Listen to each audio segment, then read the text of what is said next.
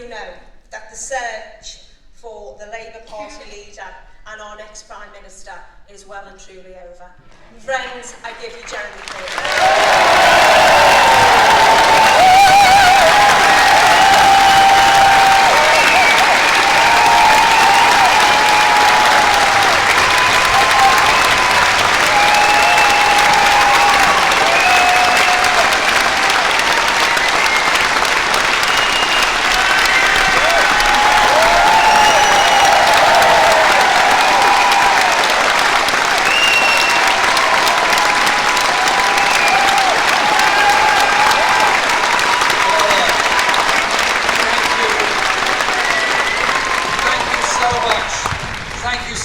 For that introduction, and thank you so much to all of you for being here this afternoon. I want to start with some rather sad words. The terrible events in Munich last night killed a large number of people. I think we should send our sympathy and our thoughts to the families of those that lost loved ones in that deadly attack last night.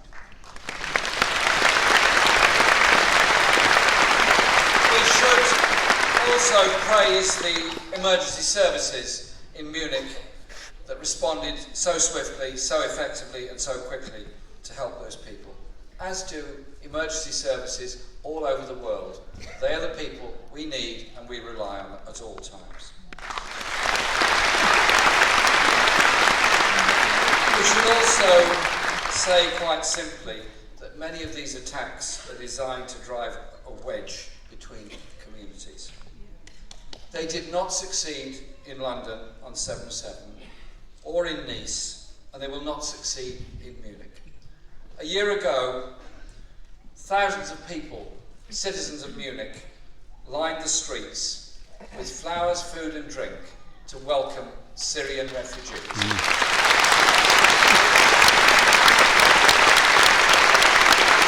A city that can show such compassion will never allow itself to be torn apart by these kind of acts. It's keeping communities together, which is the most important thing that we can do. Here in Salford, in the northwest, there is an enormous sense of that strength of community. In this theatre here this afternoon, we have 2,000 people. We have people following us around the country, as our developing technology will explain to you. And we also have many, many thousands following us on Facebook and online. It's the form of communication that is so important that is available to us. But it's also important to understand how our culture and our values came about. I'm very proud to be here in the Lowry Theatre. I'm a great admirer of the works of Alice Lowry, a working class artist who portrayed working class life, who told the world what it was like to be poor, to be threatened with eviction, to lose your position, your status in life.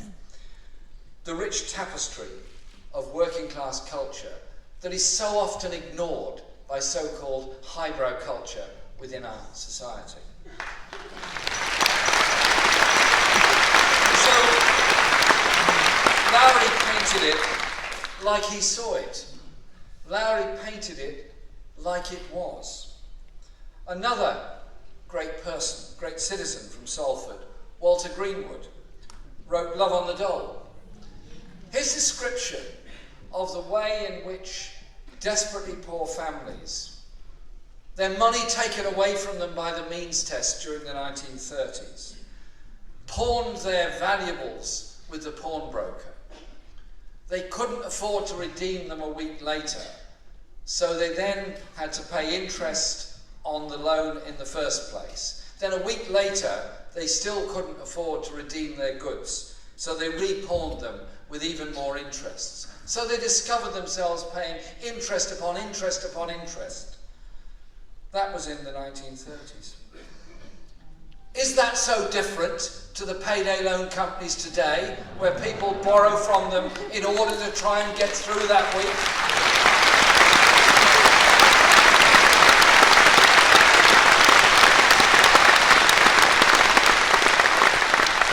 Lowry, Walter Greenwood, many, many others have shown us the importance of understanding the function and the connection between literature, between art and culture. One of the former MPs for Salford, a great friend of mine, Frank Alorn, often talked to me about this and how you bring those things together. And I learnt a great deal from Frank Alorn. And the issue surely is what we're here for as a movement. We're not here to offer a contract with anybody. We're here surely because Labour believes in the empowerment of people and drawing on all that imagination, all those ideas that come from such a rich tapestry of our own history and of our own current. The art might be different now, but the principle is the same, of artists seeing it like it is, telling it the way they see it, and the rest of us understanding something from that. Be it poetry, be it painting, be it rap, be it dance, or anything else. Never be afraid of embracing culture with politics and politics with culture. The two things go together.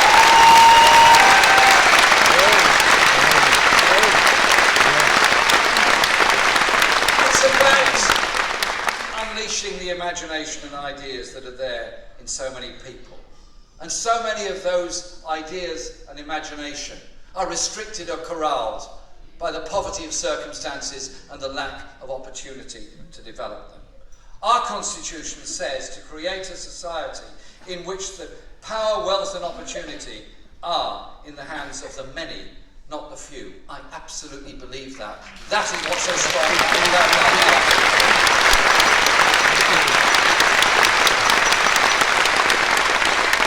our membership has surged, as others have explained, as Richard and Becky have explained to, with a membership now over 500,000. 540,000 was reported to the National Executive last week. More than the combined membership of every other political party in Britain.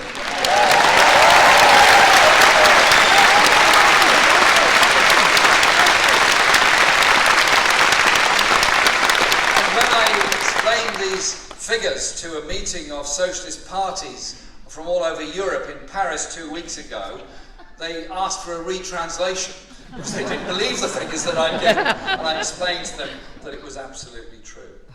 We also have 3 million affiliated trade unionists, as well as the 180,000 registered supporters in just 48 hours last week. We are a social movement, and we will only win the next general election because we are that movement of people all around the country who want to see a different world and do things in a very different way.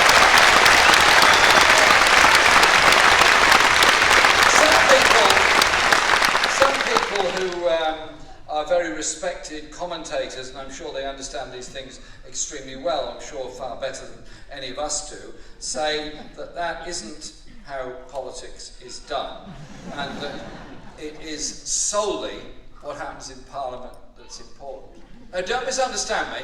What happens in Parliament is very, very important. That is why many of us have sought office in Parliament in order to effect those changes. But changes come because people want those changes to come, and Parliament has to be influenced in the way that those changes are.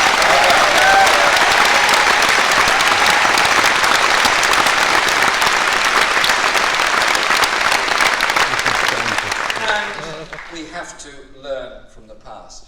Richard pointed out the sadness and the disaster that we suffered of 2 general election defeats in 2010 and 2015. That tells me something. We cannot go on as we were before. We cannot be a party that equivocates on issues of welfare, that cannot be a party that equivocates on the effects of austerity on the poorest and most marginalised people within our society. We have to, and we will, do politics, do economics, do social justice differently as a way of exciting and motivating.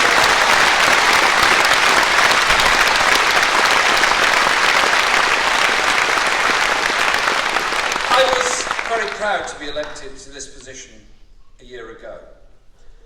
It's not about individuals.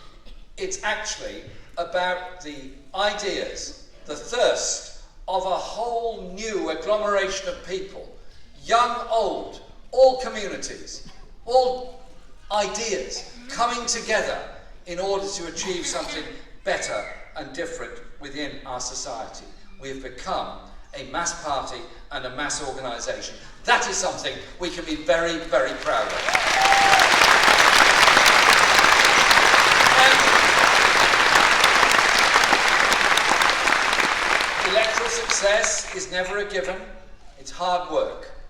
It's an expression of people's views and wishes, but it's also an expression of their determination to see something different.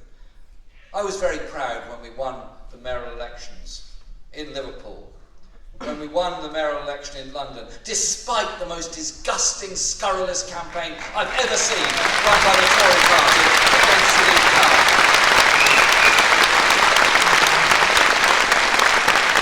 And I was very proud to go many times to Bristol to support and campaign alongside Marvin Rees and the incredible victory that he achieved as Mayor of Bristol.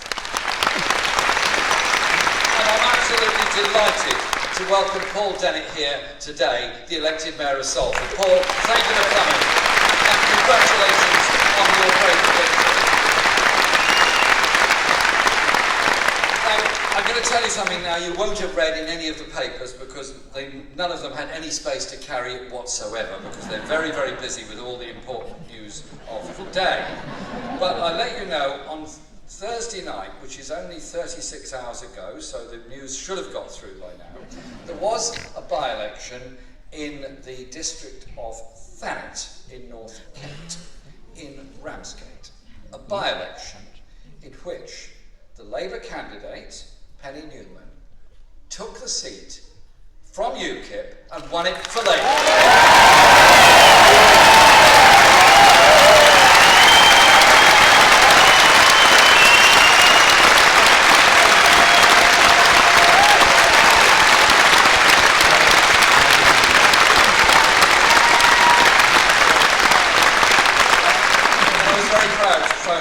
Thursday night and congratulate her. And you won't have read this in any of the other papers, that on Thursday we also won, as far as I know, with increased majorities in most cases, if not all of them, 7 other council by-elections.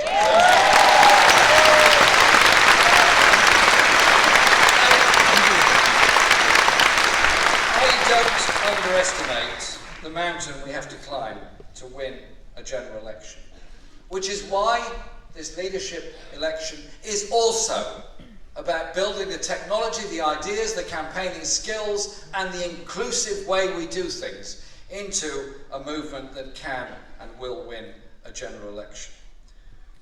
We have 3 times as many members as we had a year ago.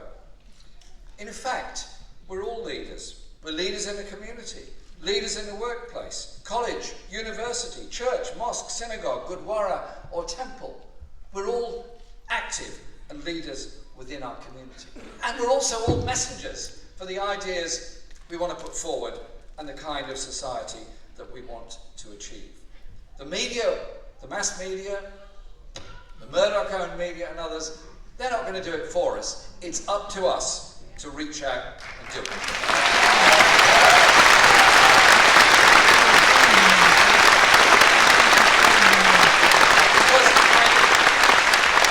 Unconvinced that the owners of some of our media, who are forced to live in tax havens elsewhere because of the onerous nature of the taxation system in this country, and their companies are forced to be registered in tax havens elsewhere because they're not particularly willing to pay taxes in this country, yet quite prepared to criticise us for not having the resources available because they don't pay their taxes in the first place.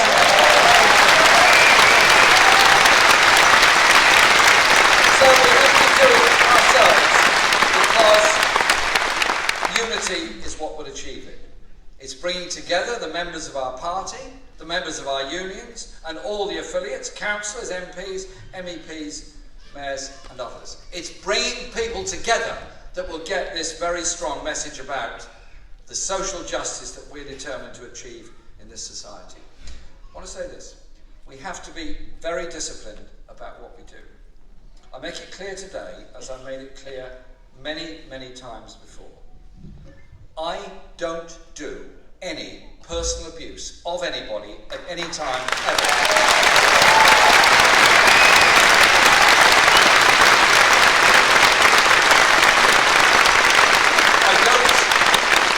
I don't respond to it because I'm not prepared to lower the level of debate to that sort. None of that has any place in our party or our movement. I know people are angry about actions that have been taken, but where there are disagreements in our party, we settle them through democratic means. No coups, no intimidation, no abuse.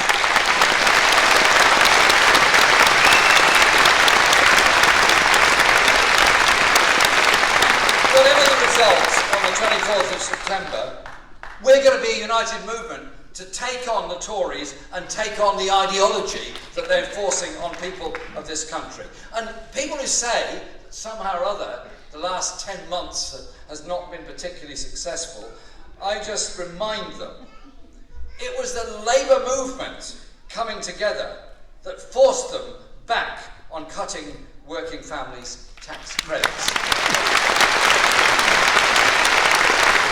3 million families have not had £1,000 taken from them. When George Osborne, in the middle of his budget, apropos not very much, suddenly said PIPs are going to go, personal independence payments, to give those with disabilities some dignity and independence in life, the anger was so palpable. The opposition was so strong. They were forced to retreat in less than 3 days on that.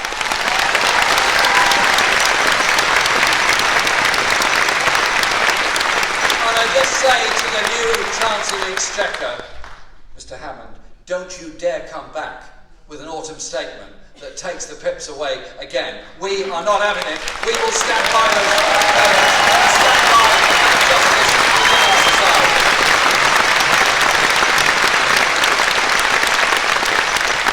And then, again, almost apropos nothing, like it was a sort of add-on to the budget, George Osborne suddenly headed off in a rather odd direction of discussing education policy. I thought he was the Chancellor of the Exchequer, but obviously he had ideas slightly above his station, and decided that every school should become an academy. Forced academisation, breaking up collective bargaining arrangements, setting schools in competition with each other rather than the family of schools at a local level cooperating with each other to improve the lives and opportunities of children.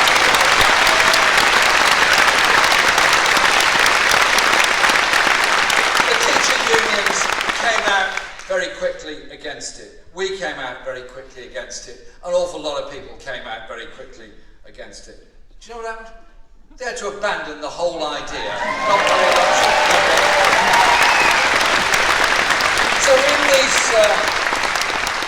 in these skirmishes that we win, we learn lessons. We learn 2 lessons. One is the power of opinion, the power of mobilisation, the power to achieve things together.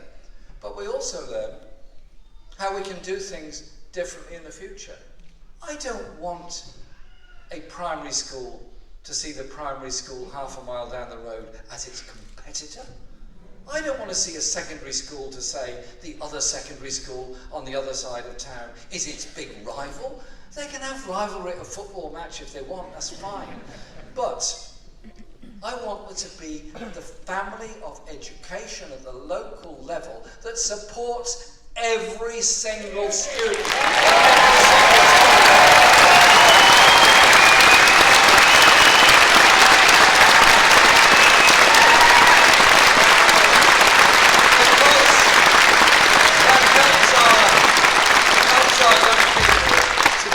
Understanding the values of cooperation, it also means you can provide collectively better sports facilities, music, art, culture, theatre, dance, drama, science, engineering, all those things you can do together. That's what's a strong message.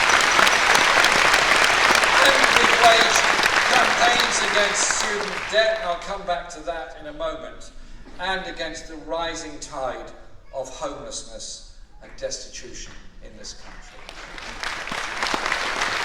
There is something deeply appalling and wrong that in one of the top 4 or 5 richest countries in the world, somehow or other, we tolerate the idea there are homeless people. I travel around the country a lot, and I talk to many people in lots of circumstances. And I talk to people who are sleeping on the streets, who are begging money to pay for the night shelter, and all that. You talk to them about their lives. There's been disasters, there's been tragedies, there's been mistakes, there's been bad things happen to them. All kinds of problems have come about. And they face life on the streets. And sadly, some of them die on the streets. And people say to me, well, Jeremy, you're too involved in all that kind of stuff. You should recognise that it's only the middle ground that matters in politics. I just say this, surely in politics and in life, there is a moral imperative of what you do. Yeah. If you're reasonably well paid,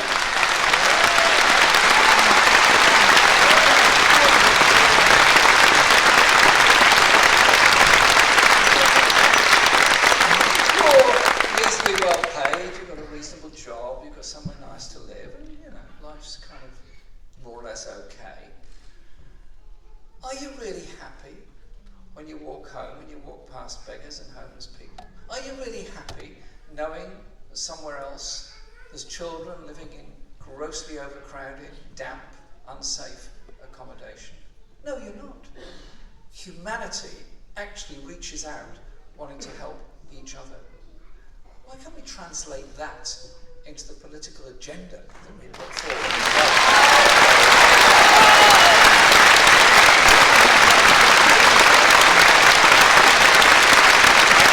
So we don't allow homelessness to rise, or those with disabilities facing the work capability assessment tests to be so demonised because they do it. Surely we can do things better and differently within our society. We launched our campaign on Thursday, and I set out then the scandal of unequal pay within our society. The Equal Pay Act was first passed in 1970, and there is still a 20% gender pay gap in our society. It's got to be closed.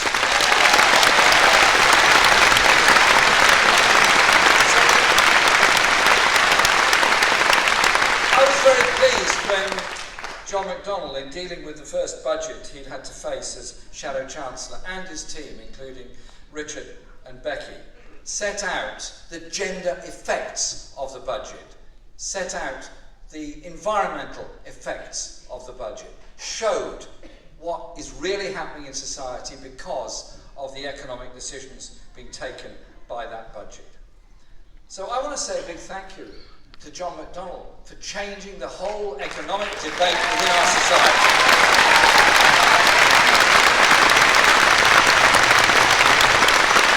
He's called austerity out for what it is, a political choice, not an economic necessity, and pointed out that we achieve far more by investing. You can't cut your way to prosperity, you grow your way to prosperity.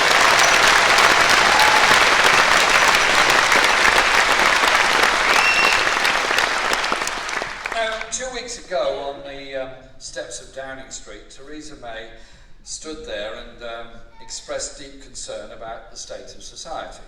And I'm very grateful to her for doing that. It was very kind of her to do it. She seemed to forget that she's actually been a member of the cabinet for 6 years, that has presided over rising poverty, personal debt and inequality in our society.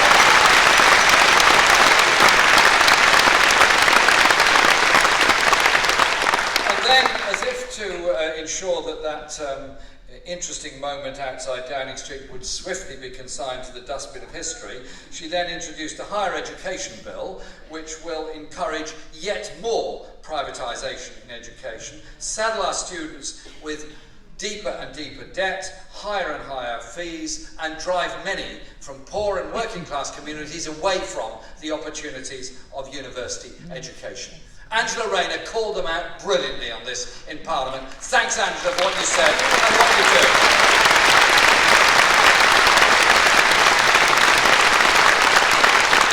Surely the point to understand is that young people who do training, do good apprenticeships, get good qualifications, go to college, go to university, get a degree, become engineers, become doctors, become nurses, become transport experts, all the other things they can become. Of course, they individually benefit, but we as a whole all benefit from it. They all benefit from their skills and the skills they have learned which help us all. These victories that we've won in Parliament are because of public outrage and because people campaigned and united together on this. Our NHS was founded by a Labour government with real vision, by a Secretary of State in Aaron Bevan with the most amazing vision, a National Health Service free at the point of use as a human right. It's under threat.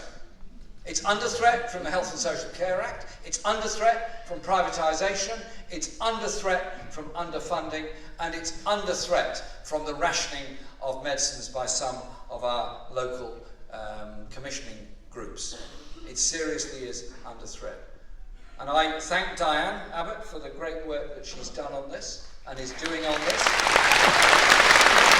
And also pointing out that in addition to the need to properly fund our NHS and ensure that the NHS staff are employed by the National Health Service, not by private contractors, and properly paid and remunerated to do it, she's also pointing out the levels of health inequality.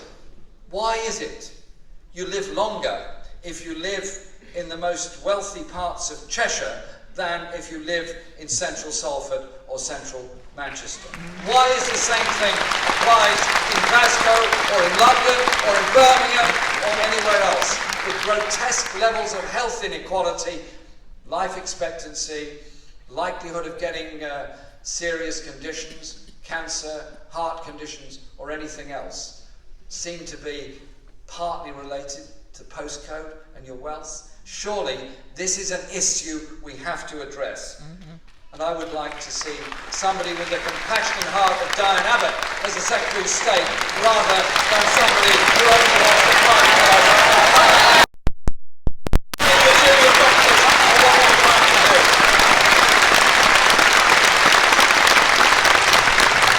I want to thank all of you for all that you do, campaigning, all of your campaigning for social justice and environmental justice.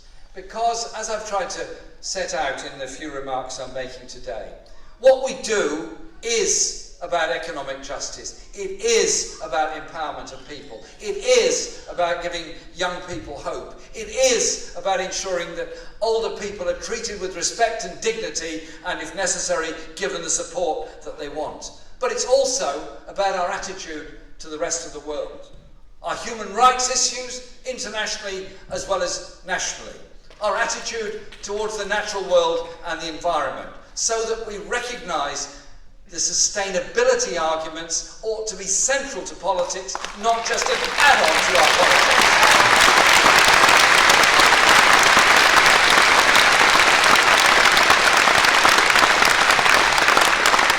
And our party is changing.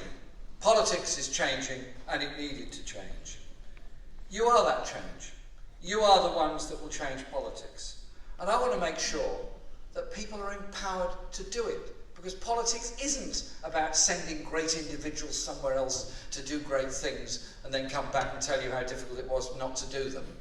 Surely it's better if we empower people together to ensure that inexorable pressure to give us the health service we need, to give us the housing strategy that doesn't consign people to overcrowding and homelessness, that is an industrial policy that pays people properly, invests properly, and ensures there is real job security, not the horrors that we've seen of Mike Ashley and Sport Direct as an example of employment practices within our society.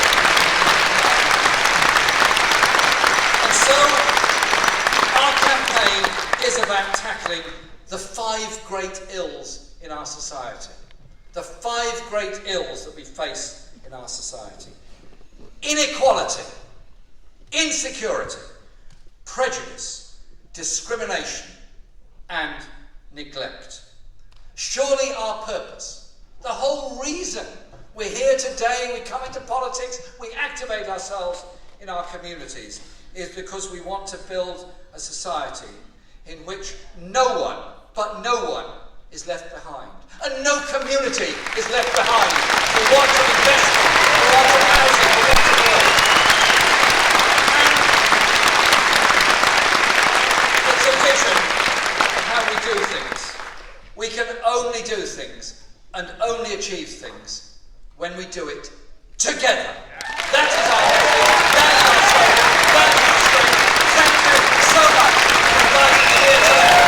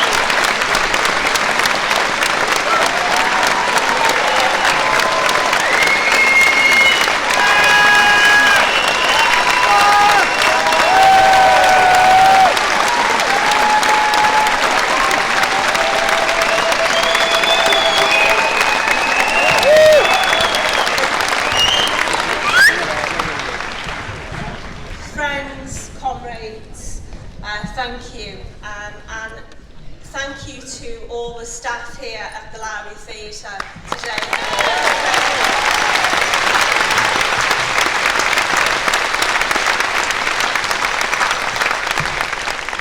Finally, if we're to keep holding events like today and keep winning the argument in our movement and in the public, then we need more resources urgently.